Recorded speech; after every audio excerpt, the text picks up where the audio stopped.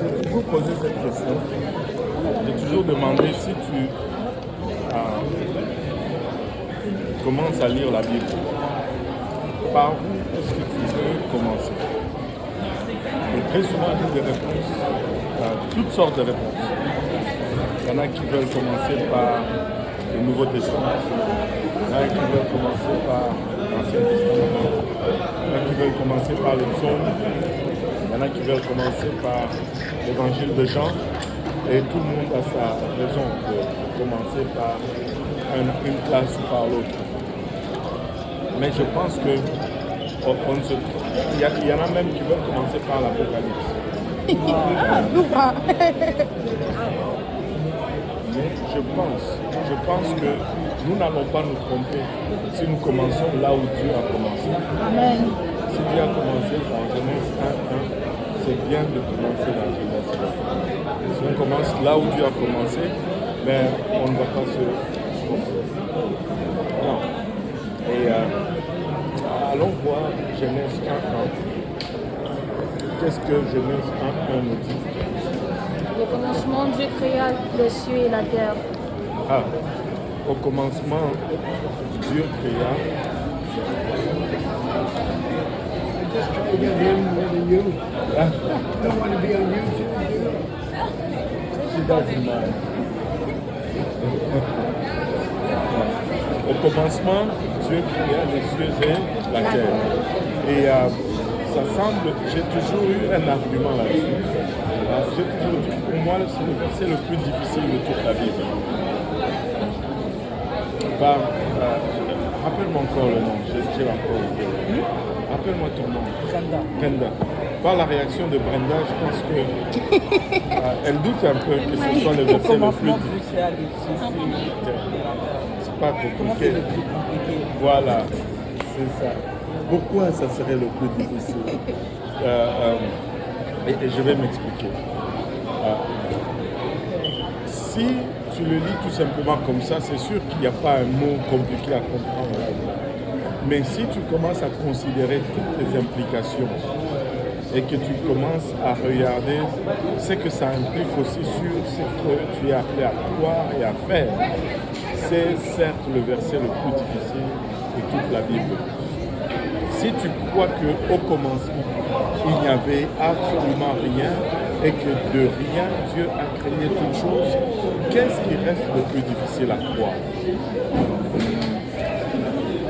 Si tu crois que de rien, Dieu a créé la terre, le soleil, la lune, toutes ces étoiles qu'on ne peut pas arriver à compter, qu'est-ce qui reste le plus difficile à croire?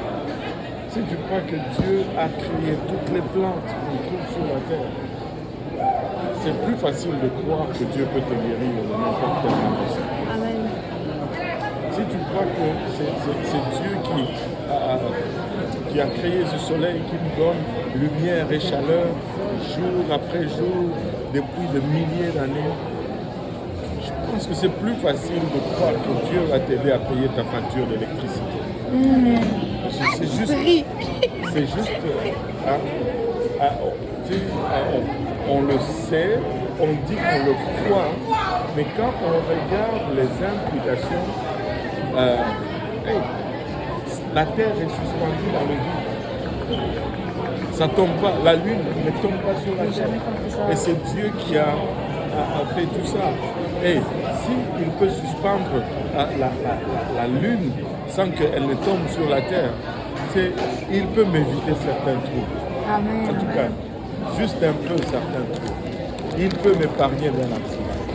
Et si Dieu crée la foudre, savez-vous qu'une foudre contient assez d'électricité pour alimenter presque toute la Terre pendant un an et demi? Juste une décharge de foudre. C'est seulement on ne sait pas comment accumuler cette électricité et l'utiliser. C'est comme au commencement, Dieu créa les cieux et la terre. Et imaginez-vous un peu, où est-ce que Dieu habite? C'est où le demeure de Dieu? Dans les cieux. Dans les cieux. Maintenant, le verset dit qu'au commencement, Dieu créa les cieux cieux et la et la terre. Mais il était où quand il créait les cieux? On peut rendre ça compliqué, hein? Mais souvent on lit, mais on s'arrête à voir toutes les implications. Maintenant, oui. Ça dit, Dieu créa les cieux. J'avais entendu parler qu'il y avait plusieurs ciels. Mais la question reste posée, c'est Dieu était dans quel ciel? Ouais. Il y a les gens qui étudient la parole de Dieu et qui étudient tous les écrits, surtout les écrits juifs, extra-bibliques, ils vont te dire qu'il y a 7 ciels. Il y a. 7? Ouais. C'était quoi? Ouais, la Bible parle du 3e ciel. Donc, si la Bible nous parle du 3e ciel, c'est qu'il y en a au moins 3. Mais quand tu regardes tout ce qu'il y a décrit sur, sur Dieu, beaucoup de théologiens tendent à dire qu'il y a 7 siècles. Et que le demeure de Dieu et comme être angélique, ce serait le 7e siècle. Je ne peux pas le prouver bibliquement parlant, mais bibliquement parlant, Paul parle du 3e siècle. Donc, au commencement, Dieu créa les cieux et la terre. C'est le verset le plus difficile. Mais si c'est le verset le plus difficile, ça nous donne aussi un autre principe qui peut être très encourageant pour nous tous ici. Et le principe, c'est celui-ci. Dieu va te donner souvent en premier ce qui est le plus difficile. Waouh! Littéralement, nous pouvons regarder nos vies et dire que le plus dur est en arrière de nous. Alors, vous n'allez peut-être pas être d'accord avec moi. Dans l'école, Là, on vit le plus dur, là. Avec moi, mais permettez-moi juste d'élaborer un tout petit peu. Je pense, si on regarde ce principe, l'épreuve le plus difficile dans votre vie, c'est lorsque vous passez dans le canal de naissance. Mais quoi? Le canal de naissance, lorsque vous venez à vie. C'est l'épreuve le plus difficile. Avez-vous déjà, moi je ne sais pas pour vous, mais des fois mon imagination couvre trop. J'ai déjà imaginé comment un bébé qui est gros comme ça peut passer dans le canal de naissance.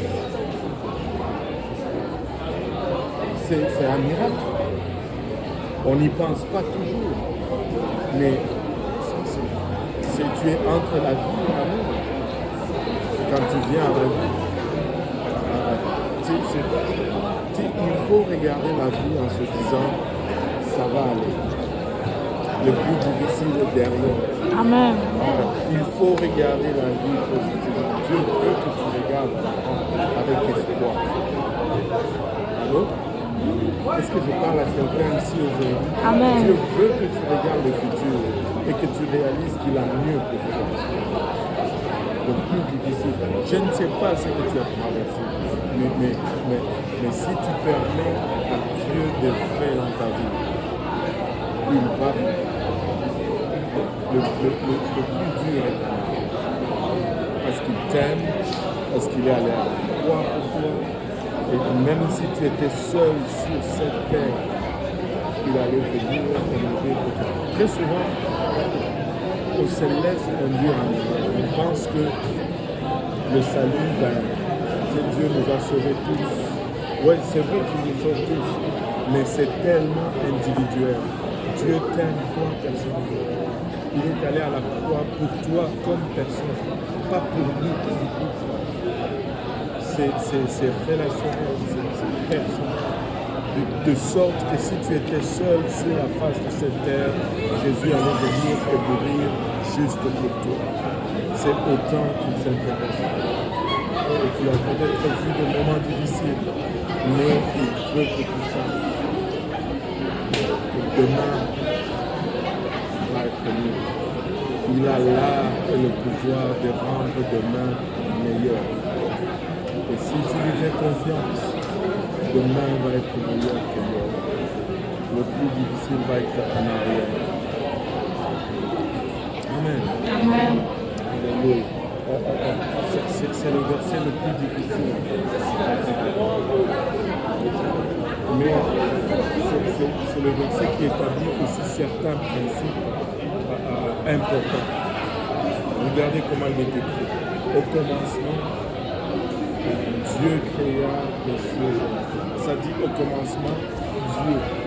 Ça ne dit pas, ça aurait pu dire au commencement, les cieux et la terre furent créés par Dieu. Ça aurait mis les cieux et la terre avant Dieu.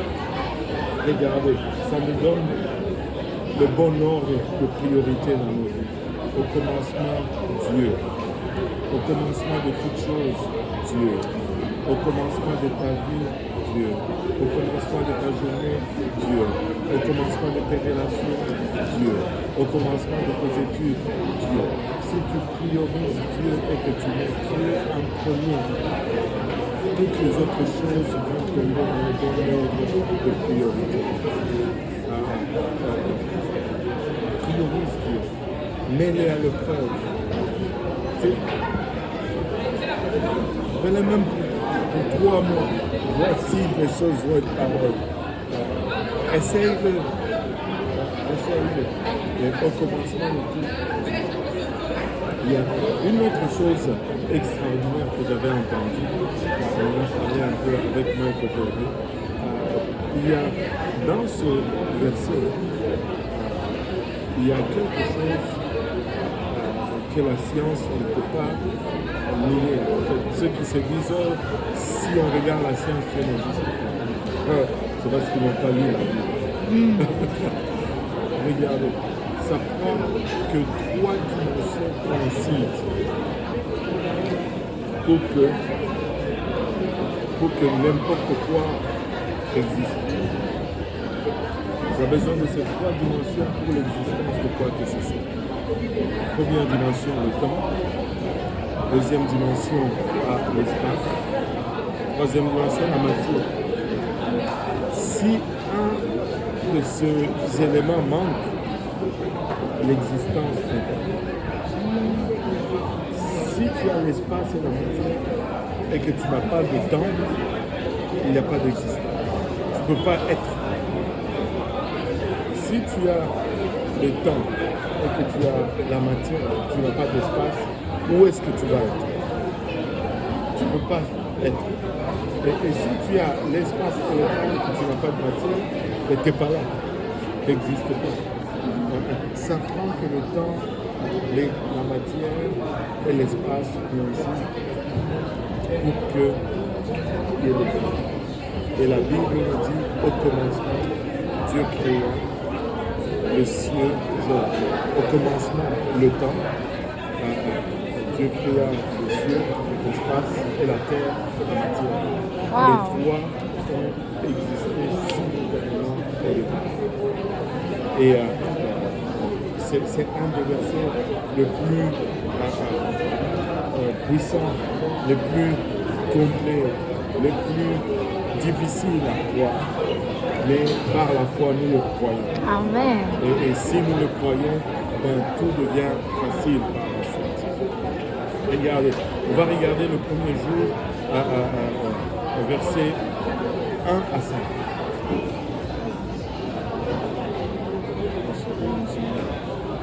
Au commencement, Dieu créa les cieux et la terre. La terre était informe et vide. Il y avait des ténèbres à la surface de l'abîme, et l'Esprit de Dieu se mouvait au-dessus des eaux. Dieu dit que la lumière soit, et la lumière fut. Dieu vit que la lumière était bonne, et Dieu sépara la lumière d'avec les ténèbres. Dieu appela la lumière jour, et il appela les ténèbres nuit. Ainsi, Il y a eu un soir, il y a eu un matin, ce fut le premier jour. Ce fut le premier jour. Maintenant, moi je vais vous dire déjà en passant, il y a plusieurs théories qui existent là dans le monde chrétien. Il y en a qui disent que les jours ici c'était 1000 ans, il y en a qui disent que les jours ici c'était des millions d'années. Et moi je ne suis pas de ceux qui croient cela. Moi je crois que quand ça dit juste un jour ici, c'est un jour. Un jour de 24 heures. Et Dieu a créé les cieux et la terre en utilisant des jours de 24 heures. Mais non, c'est pourquoi je crois cela. Ce n'est pas juste un coup de tête là. Parce qu'il dit il eut un soir et il eut un matin. Je ne sais pas, c'est difficile de mettre un soir et un matin sur 1000 ans. Il y a plusieurs soirs et plusieurs matins sur 1000 ans. Mais non. Regardons ce premier jour et on va essayer de glaner le plus possible le contexte. Il dit au commencement Dieu créa les cieux et la terre. Et puis là au verset 2, c'est comme s'il défait tout ce qui est dit dans le premier verset. Il dit la terre était informe et vide. Oh oh, qu'est-ce que cela signifie? La terre était informe, ça veut dire pas de forme. Vide, ça veut dire pas de matière. C'est comme s'il dit il a créé les cieux et la terre, mais au fait vous ne pouvez ni la voir ni la toucher, il n'est pas là. Et il dit il y avait des ténèbres à la surface de l'abîme et l'Esprit de Dieu se mouvait ou bien bougeait au-dessus des eaux. Tout ce qu'il y avait c'était de l'eau et tout ce qu'il y avait c'était de l'eau et l'Esprit de Dieu bougeait au-dessus des eaux. Je vais faire un petit dessin pour juste nous aider à comprendre un peu. Des fois ça aide. Est-ce que je peux avoir une feuille de papier?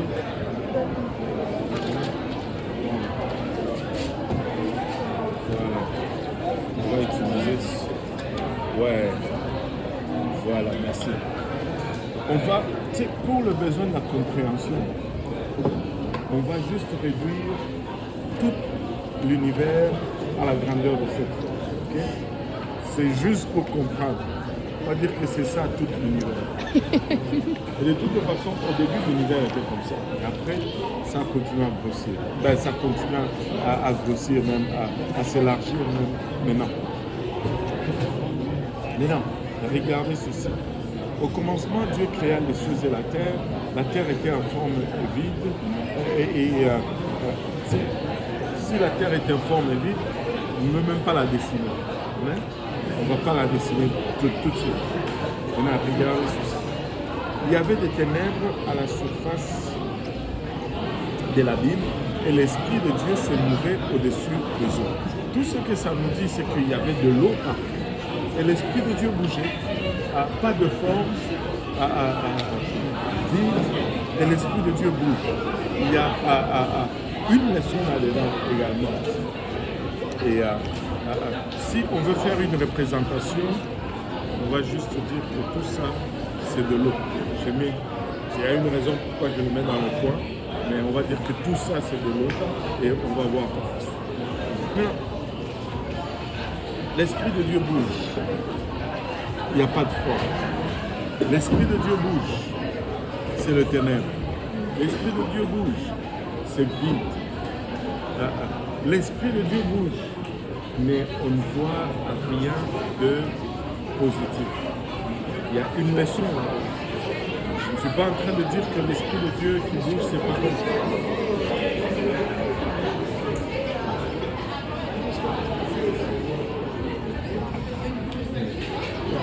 Et là, regardez ceci. Bien que l'Esprit de Dieu bouge, rien n'arrive. Mais au verset 3, Dieu dit, quand Dieu commence à parler, les choses commencent à parler. Dieu dit que la lumière soit, la lumière est apparue. Quand Dieu parle, les choses arrivent. Quelle est la leçon que je vais apporter là-dedans? C'est que c'est bon l'Esprit de Dieu, mais on ne peut pas se contenter juste du mouvement de l'Esprit de Dieu. C'est la parole de Dieu qui dirige. La parole de Dieu donne direction à l'Esprit de Dieu. C'est bon que de voir l'Esprit de Dieu agir, mais j'ai besoin de la parole. Le Seigneur lui-même nous donne cet avertissement. Il nous dit, sondez les Écritures. Ça a cette connotation de chercher en profondeur, de creuser, d'aller le plus loin avec les Écritures. Mais quand vient le temps des esprits, il dit, éprouvez les esprits. Mettez les esprits à l'épreuve. Tu ne fais pas foi à n'importe quel esprit. Tu les mets à l'épreuve de la parole de Dieu. Et ça, c'est le spirituel. Nous ne connaissons pas le spirituel. Le spirituel est dangereux dans ce sens que nous ne connaissons pas le spirituel. Et le diable peut facilement pirater le spirituel et nous induire en erreur. Mais si nous prenons le spirituel et nous le mettons toujours à l'épreuve de la parole de Dieu, nous ne risquons pas de tomber dans les pièges.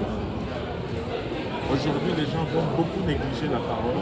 Ils vont mettre l'emphase sur l'esprit. Ils veulent avoir le mouvement de l'esprit.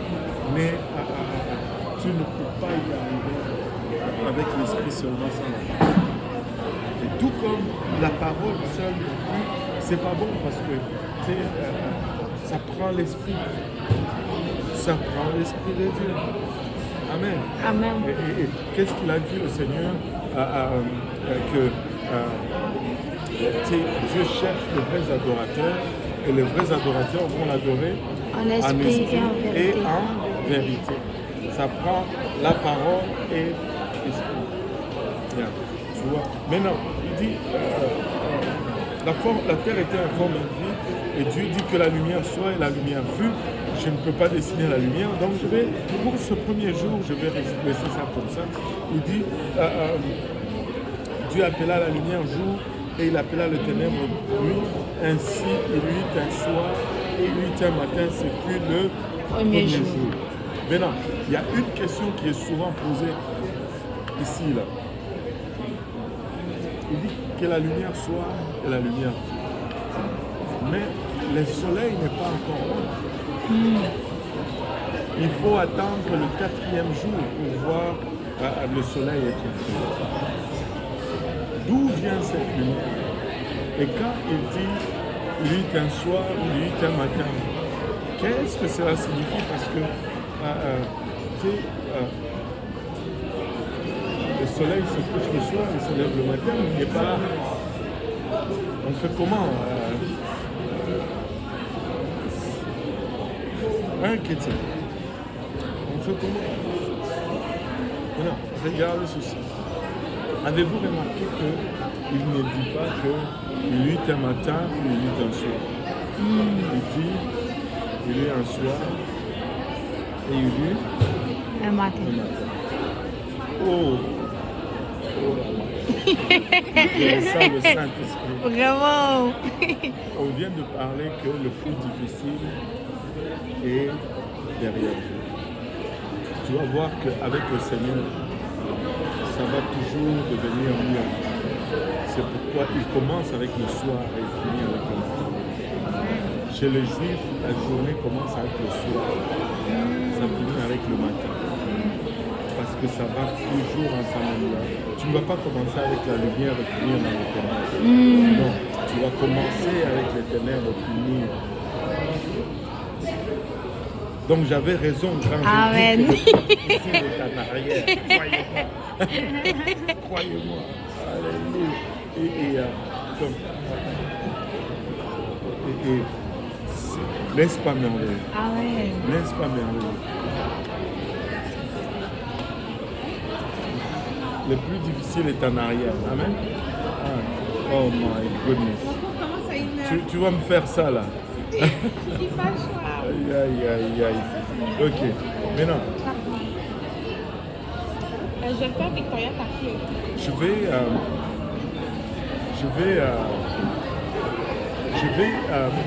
On va arrêter au premier jour aujourd'hui parce que je veux que Mike vous donne un peu son témoignage. Ça c'est une vidéo, je pense, qui fait partie de son témoignage. Ça, Oh. Is that in the news? Yeah, somebody recorded that. Ça, c'était dans les nouvelles. Wow. Mike, c'est... I'll just let you talk. Do they speak English, all of them? Vous comprenez tous l'anglais ou est-ce que je dois traduire? Faut traduire pour nos auditeurs. They speak English. I've had some spiritual experience before I started going to church. I don't want to get into that, but what really was a catalyst for change is I got shot 6 times.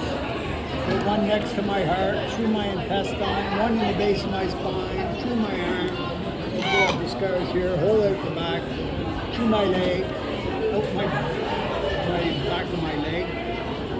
So I got shot pretty good. I was dying, and the cop told me, tell us who did this, and I refused. Well, he cradled my head and said, you're dying. If you tell us, we'll get him.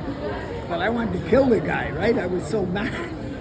So I didn't want to tell him who he was, because if I was going to live, he was going to end up dead as far as I was concerned at that moment anyway. I was never much of a killer. And so cop lifted my lips to his ear, and I insulted him, and he dropped my head. It was like a movie, right? And then I realized I was so tired, my head was slumped to the side, I couldn't move my finger, just my eyes. So I said, I guess I really am dying. And so I prayed for the guy who shot me. I just let it all go. You know, it was like, this is just nastiness. My whole life, there's nothing beautiful in it. And so I just prayed for the guy who shot me, and then I prayed for me, Jesus, give me another chance.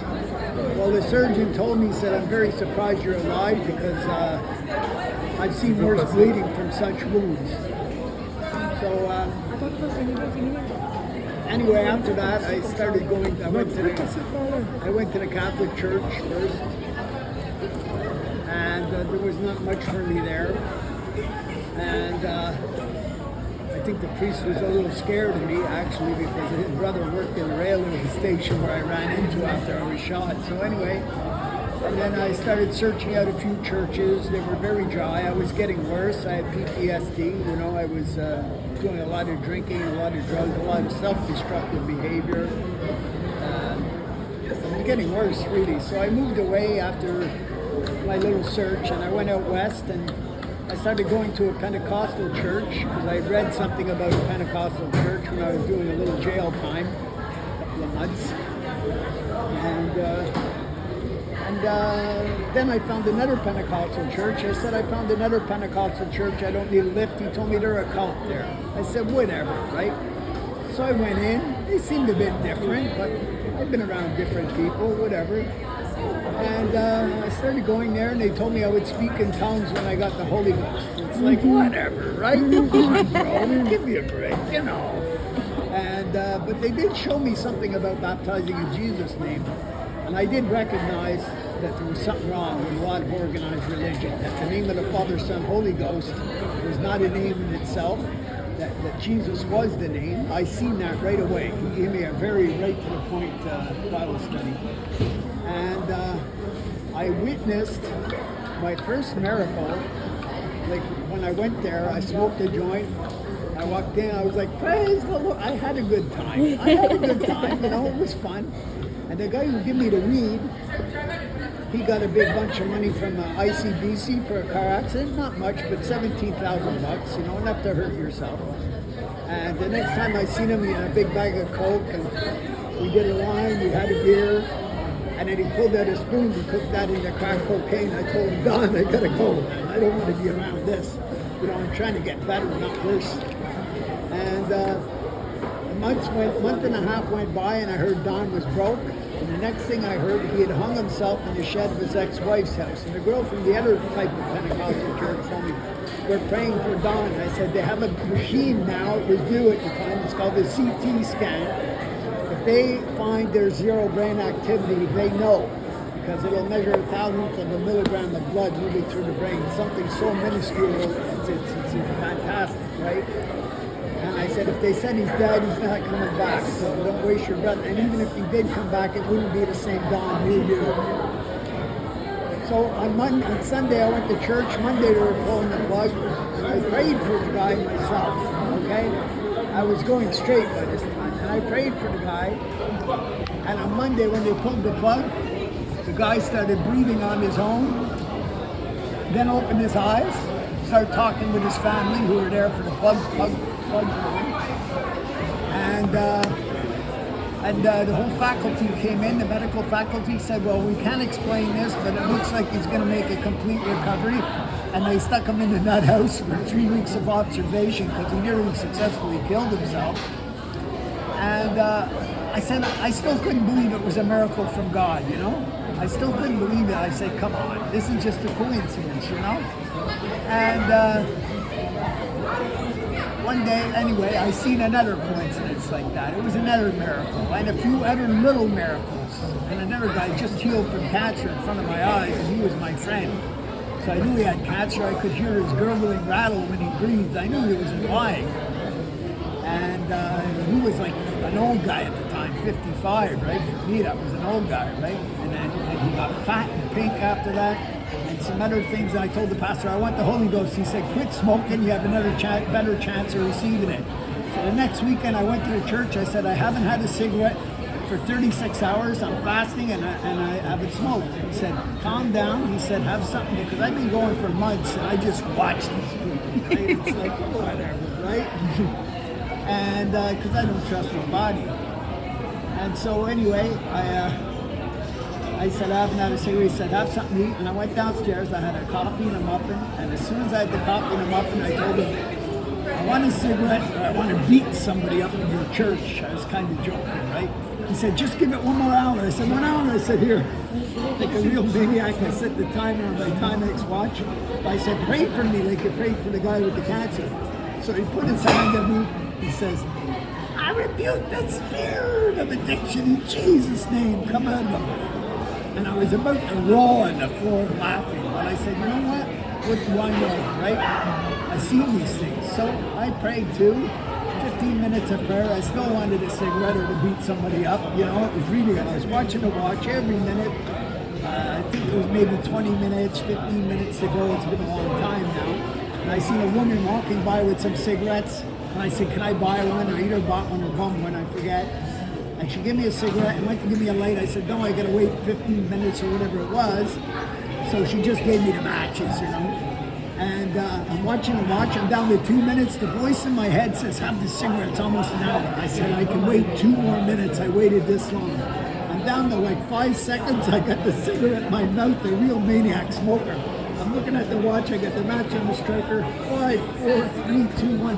When that watch hit exactly 1 hour on the second, I felt something go. And it's like I heard something on another plane. And finally, when I did receive the Holy Ghost, I was praying. I couldn't form the words in English. Now, I grew up boxing. My roommate was like a middleweight champion of the world, 2 of them. So I could fight pretty good. I did all the sparring with them. I'm not shy. And so I was praying, and the words came out in French. Mon papa, the language I always refused to speak, right? Because there was always a fight going up. There was bombs in the corners and everything, in fact, and soldiers. And it was like a river of water poured through me, and I heard a sound like a wind. It was like biblical. It was like, oh. So that was the beginning, and many other things I've experienced since then. One time, the last of my story, I met a girl on Facebook. We started just chatting. She heard my name around, and she was having trouble with her husband. She was in distress, I could tell. Just typing. I'm not a very good typer, but she said, my husband is cheating on me. I don't know what to do. You know, I've got kids. He ran away with the money. He's on drugs. I'm scared of disease. I don't know what to do. And I said, well, listen, I'm going to pray for you this, I'm going to send my friend Kawazi down. Give me your address. I'll send you a Bible. So I give him a Bible, and he supplied the Bible. I give him $200. I said, just give this to the poor women, right? And so she typed me, she said, why would you do that for a complete stranger? I said, well, somebody was going to get it, okay? And it was just timing, it was you. She said, call me, here's my number. So she talked to me on the phone, and she let out what she was really bothering her. Her 7-year-old boy had cancer. She met with the doctor, the oncologist, and the surgeon that day, and they told her how deep they're going to cut into him to see how deep the cancer is. And I couldn't even listen to her. My heart was breaking, you know. I said, well, I'm going to pray for you this week, okay? And next Sunday, the week later, they brought the kid in a day early and give him a fluffy toy and try and calm him down. You know, he's going to have a surgery, so they kind of treat you with kid gloves.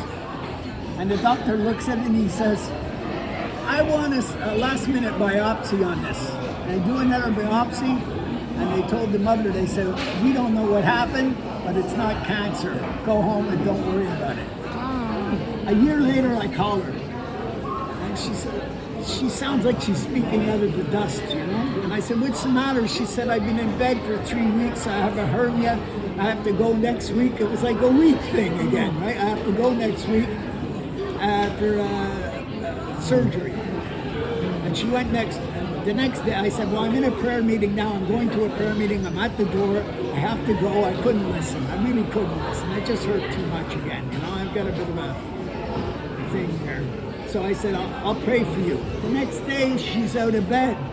She goes to see the doctor. He can't find the hernia.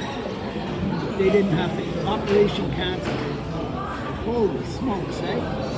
So, you know, he's a good guy. He heals little kids and widows. You know what I mean? Like, I would never be here had I not, the Lord allowed me to see the things I see. You know? Because I remember the Salvation Army coming in the tavern. We told them, if Jesus comes back, we're going to attack him up again. Oh my God, can you imagine? You know, my words are true. People in my church, they believe this stuff because they've experienced some of it too. Thank you. Amen. Ça, c'est mon ami Mike McManus. Il est resté très humble, il n'a pas dit beaucoup de choses. Et parce que les 6 balles qu'il a reçues, c'est parce qu'il s'était né avec des durs de durs. Si tu vas les chercher sur Internet, tu vas trouver son nom dans des braquages de banques, des choses comme ça. Avec c'était né avec nous servons le réel. I'm not lying, making exaggeration. I'll send you a picture if you have it. C'était né avec les il était un de garde du corps.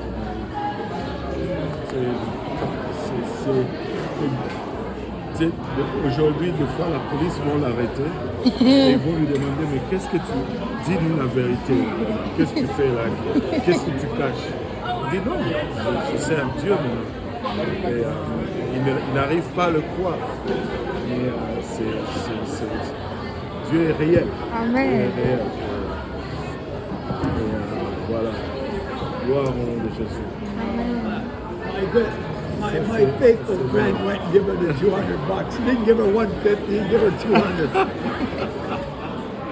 Mais il va toujours me taquiner. Donc pourquoi quand... Oh là là, je vais vous raconter une histoire. And you know, it's been good with us. His brother was having a hard time one time. I'll tell that story, I don't mind, because everyone knows it. And someone in the church, because you're not going to meet perfect people in the church. They're at different stage of growth. Some of them ain't going to make it. Some of them are going to quit. But there was a guy who ripped them off for a few $1,000. And I said, what? I said, it's not about the money. I said, give me a lift somewhere. I said, here. I took him to the bank machine. I took out $1,000. I said, here. It's never about the money, brother. And I gave him $1,000. And what do you know? When I'm stuck one day, I needed some money to go out west. $1,500 come from the lad. And then I paid it back. But you know, things have been. On était au Congo. C'est comme moi j'habite. Tu sais, mes parents habitaient un quartier pauvre. On est allé à la maison, on dormait à la maison. Alors, il y avait tous les petits enfants du quartier qui venaient le matin pour jouer avec nous et tout. Et là, il est allé au marché avec un de mes cousins. Il a acheté 3 ou 4 poules, il a amené à la maison. Tu sais, chez nous, dans le marché, tu achètes des poules vivantes. Tu l'amènes à la maison. Et puis on est sorti. Et puis ma mère a dit, ok, on va préparer ce poules, comme ça on va manger. On va égorger ces poules. I'm telling you the story about the chicken. I understood. Et ma mère fait le poulet, et puis nous on arrive, on va à table. Et puis lui il a remarqué qu'on a fait le poulet. Et puis il commence à faire semblant. Il dit, où sont mes poules? Et puis ma mère était comme, ben, on les a préparés. Il dit non, moi je ne les ai pas achetés pour manger, c'était mes animaux de compagnie. Poor mom was his mom was like, Ma mère était comme, on a tué les poules du blanc. I'm a little bit bad, you know.